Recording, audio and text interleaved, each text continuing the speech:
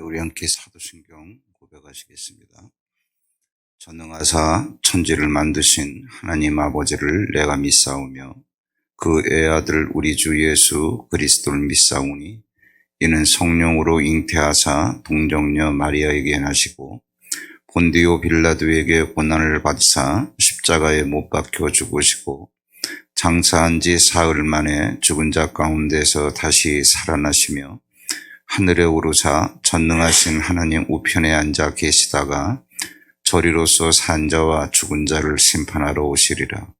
성령을 믿사오며 거룩한 공회와 성도가 서로 교통하는 것과 죄를 사하여 주시는 것과 몸이 다시 사는 것과 영원히 사는 것을 믿사옵나이다. 아멘. 우리 사도행전 16장에서 보겠습니다. 사도행전 16장 1절로 5절까지 우리 함께 합독하겠습니다. 사도행전 16장 1절로 5절까지 다 함께 시작. 바울이 더베와 루스드라에도 이름에 거기 디모데라 하는 제자가 있으니 그 어머니는 믿는 유대 여자요 아버지는 헬라인이라. 디모데는 루스드라와 이고니온에 있는 형제들에게 칭찬받는 자니 바울이 그를 데리고 떠나고자 할새 그 지역에 있는 유대인으로 말미암아 그를 데려다가 할례를 행하니 이는 그 사람들이 그의 아버지는 헬라인인 줄 다 알미러라. 여러 성으로 다녀갈 때에 예루살렘에 있는 사도와 장로들이 작정한 규례를 그들에게 주어 지키게 하니 이에 여러 교회가 믿음이 더욱 권해지고 수가 날마다 늘어가니라. 아멘. 요즘에 그 아동폭력이 이제 많이 그 뉴스에 오르고 그러는데, 아동폭력을 바라보면서 그런 생각을 했어요. 아버지가 된다는 것과 아버지로 살아간다라고 하는 것은 별개의 문제구나.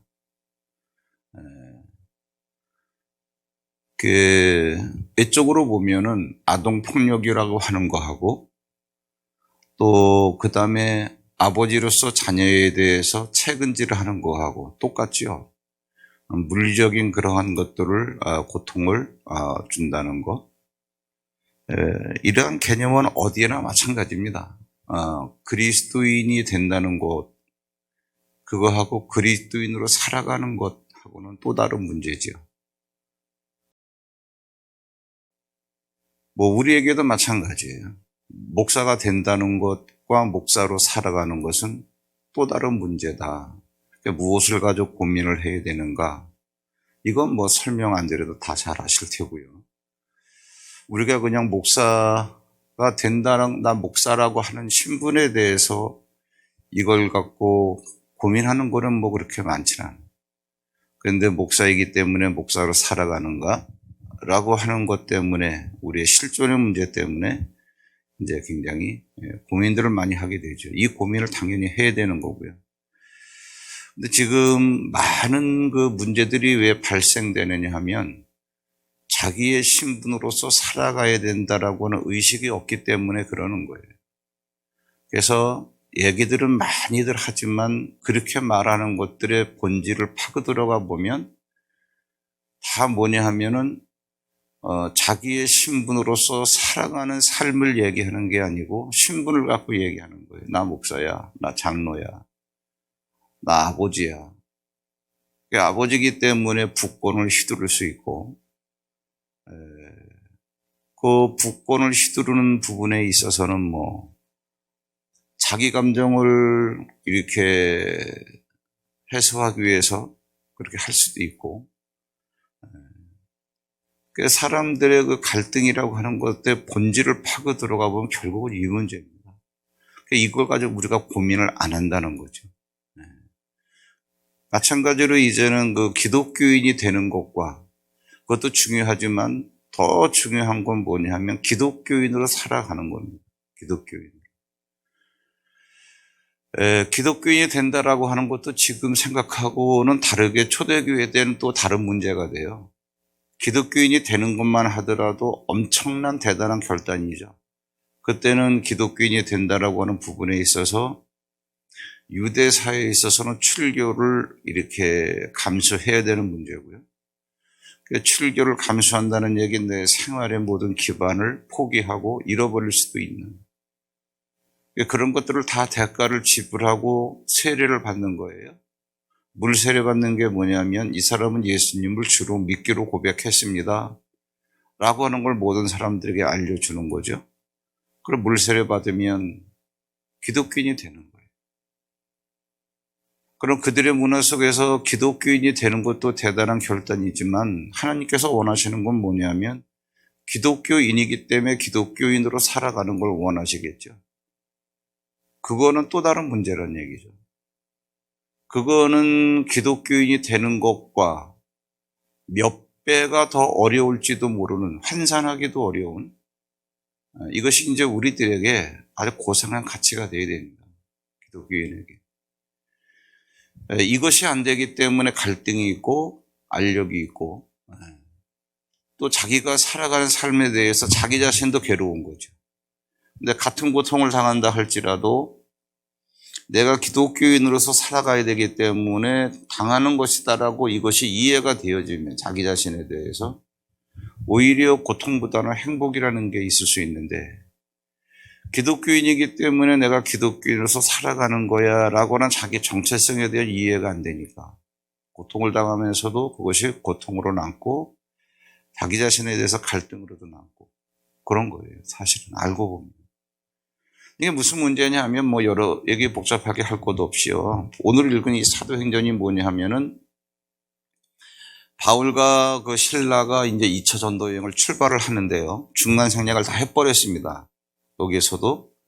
그리고 어디까지 갔냐 하면 1차 전도 여행을 했던데 마지막 전까지 갔어요. 그러다가 이제 내일부터는 또 이제 다시 반대로 돌아오다가 중간 지점에서 성령의 인도하심을 받아서 이제 그 유럽으로 넘어가는 그런 장면이 나오는데, 오늘은 처음에 전도 여행을 1차 전도 여행을 쭉 했을 때 마지막 지점 바나에서 1차 전도 여행을 마치고, 2차 전도 여행은 뭐냐면 바울이 바나바하고 다투는 바람에 배 타고 출발을 한 게 아니라 육지로 걸어서 이렇게 시작을 했지만은 마지막 점까지 와서 그때 누구를 만나냐면 우리가 그렇게 잘 알고 있는 디모데라는 사람을 만나는 거예요.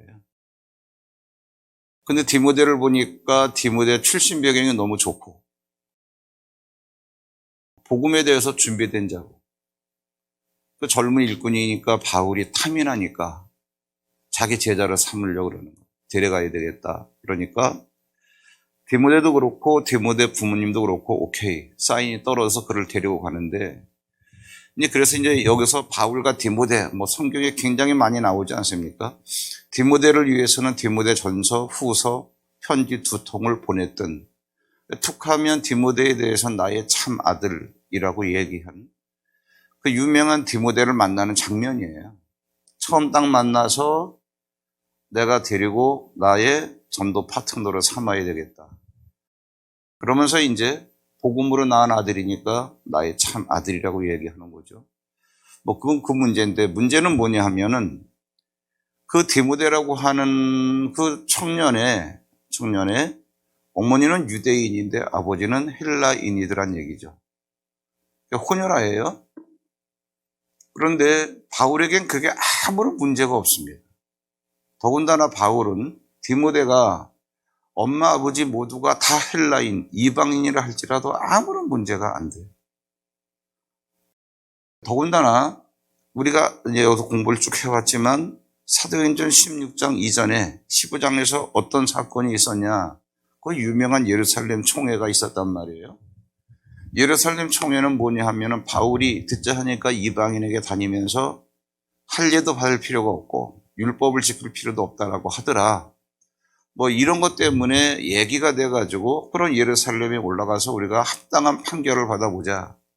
합당한 판결을 받아보니까 바울과 바나바가 이방인에게 했던 것처럼, 그래 이방인에게는 할례 받을 필요 없다.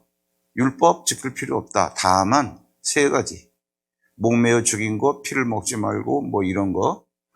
아주 그냥 극소수의 3가지 조항만 이렇게 절제하게 하고 나머지는 다 바울과 바나바가 얘기했던 것처럼 이방인은 할례받을 필요 없다.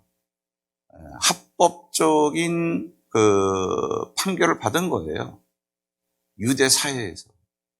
그럼 어디를 가나? 바울이 또 이제까지 이렇게 행해 오기도 했고, 더군다나 자기가 행해왔던 것을 가장 공적인 그 공신력 있는 예루살렘 총회에서 인정도 받았고, 그럼 어디 가나 더 당당하게 할례받을 필요 없다를 목에 힘을 줘서 얘기할 필요가 있고, 그걸 강행한다 하더라도 아주 그냥 떳떳하게 그렇게 할 수가 있지요. 더군다나 바울, 그러면 우리가 뭐 일 중심의 사람이다 얘기했는데 성격도 굉장히 과격한 사람이고 무례하진 않지만 추진력도 있고, 그런데 디모데를 딱 데려가려고 하는데 같이 사는 동네니까 동네 주민들이 걔 날 때부터 아는 거죠. 걔네 엄마는 유대인이고 아버지는 헬라인인데 얘들이 그냥 국제 결혼을 한 거다. 그때는 그게 뭐 자연스러웠으니까요. 그런데 여기서 이제 디모데를 데려가려는, 디모데를 왜 데려가려고 그러느냐? 내가 복음 전하는 데 있어서 내가 일꾼으로 쓰려고 그런다. 그러면 걔가 엄마는 유대인이지만은 아버지는 헬라인인데 할례도 받지 않은 애를 데리고 어떻게 떳떳하게 하나님의 일을 하려고 그래? 라고 하는 게 같이 살던 사람들의 의견이더라, 그런 얘기죠. 그럼 그 사람들에게 거리낌이 되지 않게 하기 위해서 할례를 받게 하는. 겉으로 볼 때는 바울이 그렇게 할례를 받지 않아도 된다라고 얘기했던 사람이 앞장서서 할례를 주는 장면이 돼버렸거든요. 겉으로 봤을 때. 이 말씀은 항상 그렇습니다. 항상 그래요. 여러분들이 기억하셔야 될 말씀이 뭐냐 하면은 하나님께서는 만울이 여김을 당하지 않는다. 이 얘기가 무슨 얘기냐면 그렇게 하나님은 업신여겨지는 대상이 아니라는 얘기예요. 하나님 사랑합니다. 사랑한다라고 하는 건 좋지만 내가 사랑한다고 해서 내 속이 어떤지를 아시는 하나님께서 그렇고 그렇지 않음에도 불구하고 땡큐 뭐 이렇게 인정을 해 주실까? 바로 이런 얘기예요. 자, 이런 얘기입니다. 예수님께서도 말씀을 하셨어요. 포도밭 좀 메고 오라. 두 아들이 있는데 마디가 그렇게 하겠습니다 하더니 안 했단 얘기죠. 둘째는 안 하겠습니다 하더니 끝내 하고 오더라, 그 얘기죠. 누가 아들이겠냐? 라고 예수께서 질문을 하시는 거예요. 예수님께서. 우리가 말은 많이 할 수 있어요. 우리가 포도밭을 맬 수도 있고 하나님을 위해서 충성을 할 수도 있고 내가 말하는 게 옳은 것일 수도 있고, 그렇기 때문에 요한복음 2장에서도 예수님께서 뭐라고 말씀하셨냐면 많은 사람이 예수님이 행하는 기적을 보고 따랐으나 예수님은 자기의 몸을 저들에게 의탁하지 않았다. 이유를 얘기하죠. 그들 속에 무엇이 있는가를 아시기 때문에 그렇다.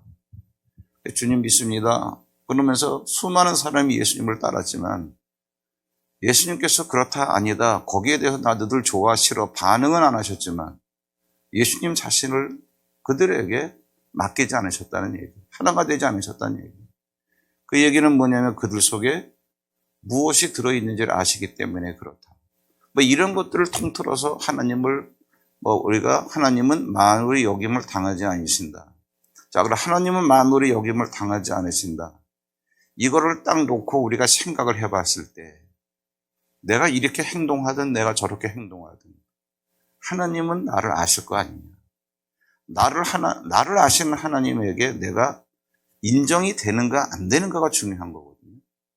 왜냐하면 이 말씀이요, 내 속의 중심이 어떤가에 따라서 중심이 하나님을 향한 게 없음에도 불구하고 말 마감으로 이것을 악용할 수 있는 여지가 굉장히 많은 부분이에요.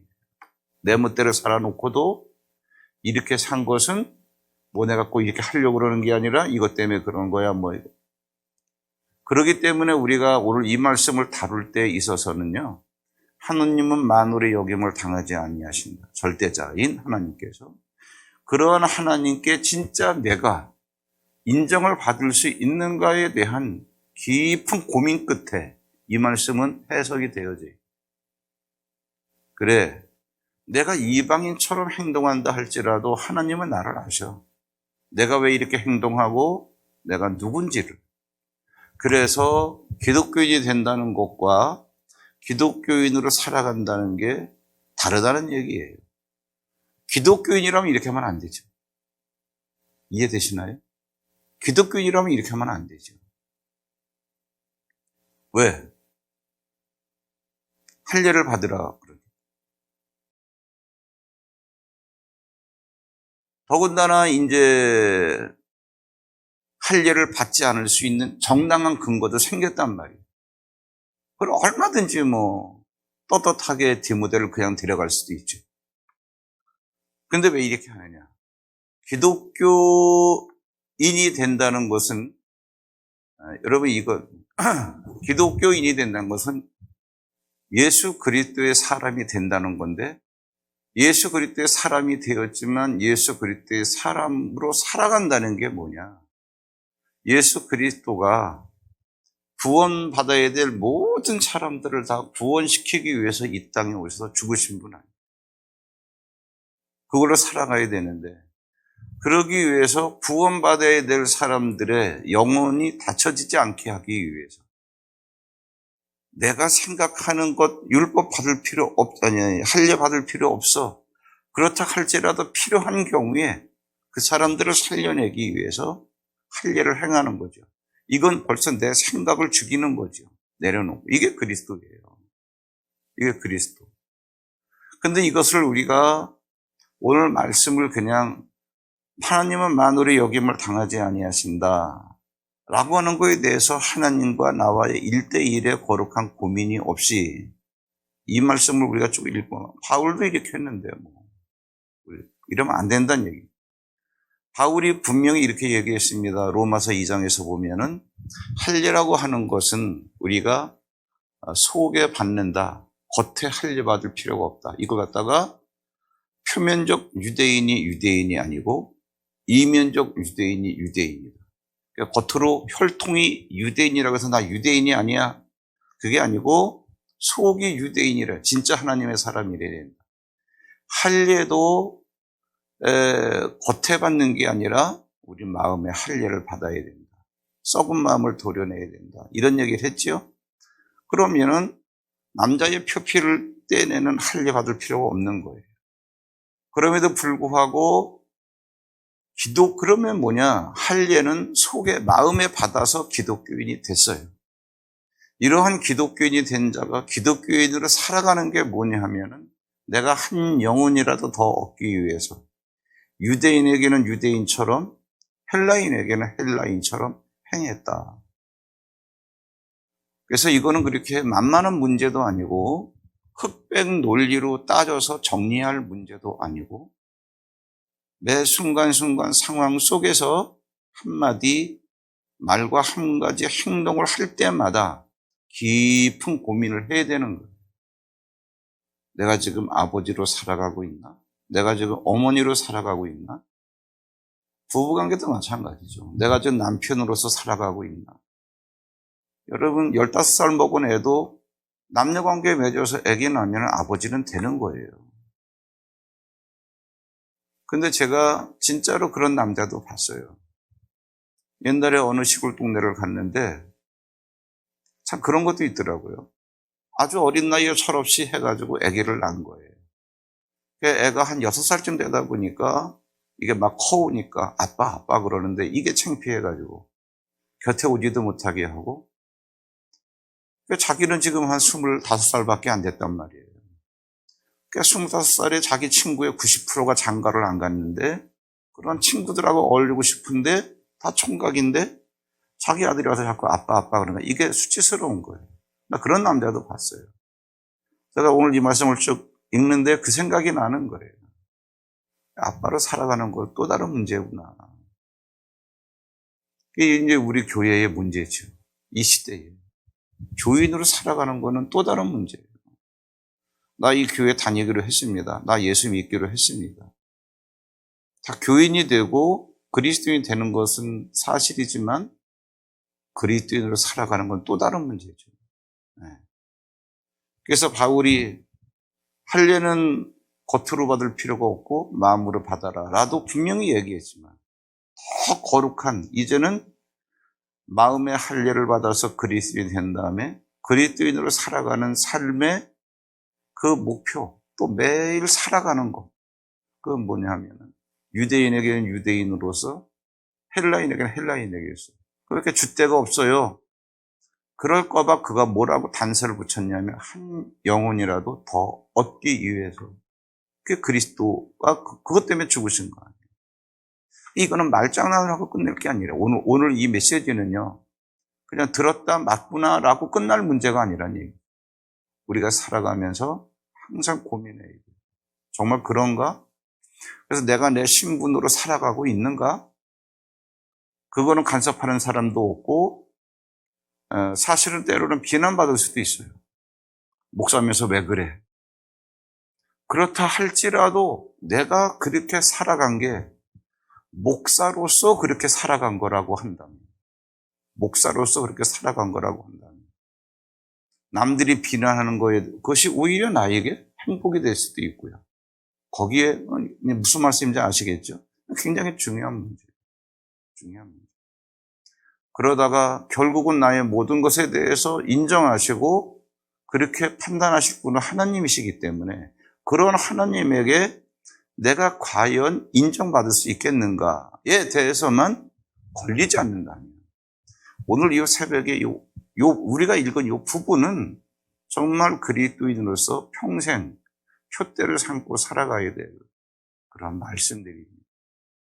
매 순간순간 다양한 상황 속에서 여러분들이 그리스도인이라고 하는 정체성을 가지고 항상 거룩한 고민을 하시면서 행동하시기를 주의 이름으로 축원합니다. 기도하겠습니다. 하나님 아버지, 오늘 아침에도 저희들을 주의 전으로 불러주셔서 주의 귀한 말씀을 듣고 많은 생각을 합니다. 하나님의 자녀가 된다는 것과 하나님의 자녀로 살아간다라고 하는 것은 또 다른 문제인데, 우리가 과연 삶의 현장에서 이러한 고민을 하고 있는지 알게 하시고, 그래서 만울의 여김을 당하지 아니하시는, 누가 뭐래도 만울의 여김을 당하지 아니하시는 하나님 앞에서 그 하나님께 내가 인정받을 수 있는 거룩한 줄다리기 위해서 내가 하나님 탈락되지 아니하도록 몸부림치게 하여 주시옵소서. 오늘 이 아침에도 사랑하시는 우리 이육순 권사님 병상에서 하나님 이름을 붙들고 씨름을 하고 있습니다.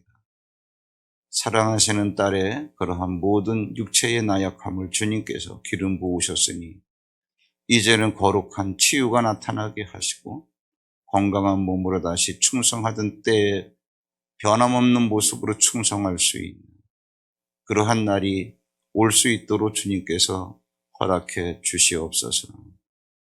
또 간밤에는 윤순남 우리 권사님, 원로 권사님도 하나님께 부름을 받았습니다. 그 영혼을 주님께서 안아주셨으니 감사합니다. 누구나 다 그러한 길을 가야 되겠지만 그러한 날이 우리에게 오기 전에 오늘 사도행전 16장 나눈 이 말씀을 우리 마음속에 항상 우리가 가야 할 방향성으로 삼아 하나님, 우리가 우리 자신 스스로에게 실망되는 일이 없도록 주님께서 비춰주시는 성령의 빛으로 내 자신을 비추어 보아 그리스도인이 되었으니 그리스도인으로 살아가는 부분에 있어서 항상 거룩한 경주를 하게 하여 주시옵소서. 오늘도 주 앞에 귀한 1000번제를 준비해 싸우니 하나님께서 변함없는 기도 제목 응답될 때까지 기도하는 기도를 들으시고 하나하나 매듭을 풀어주시는 귀한 역사가 있게 하옵소서. 예수님의 이름으로 감사하고 축복 기도하옵나이다. 아멘. 하늘에 계신 우리 아버지여, 이름이 거룩히 여김을 받으시오며 나라 임하옵시며 뜻이 하늘에서 이룬 것 같이 땅에서도 이루어지이다. 오늘날 우리에게 일용할 양식을 주옵시고 우리가 우리에게 죄 지은 자를 사하여 준 것 같이 우리 죄를 사하여 주옵시고 우리를 시험에 들게 하지 마옵시고 다만 악에서 구하옵소서. 세계 나라와 권세와 영광이 아버지께 영원히 있사옵나이다. 아멘. 자유롭게 기도하시고 돌아가시고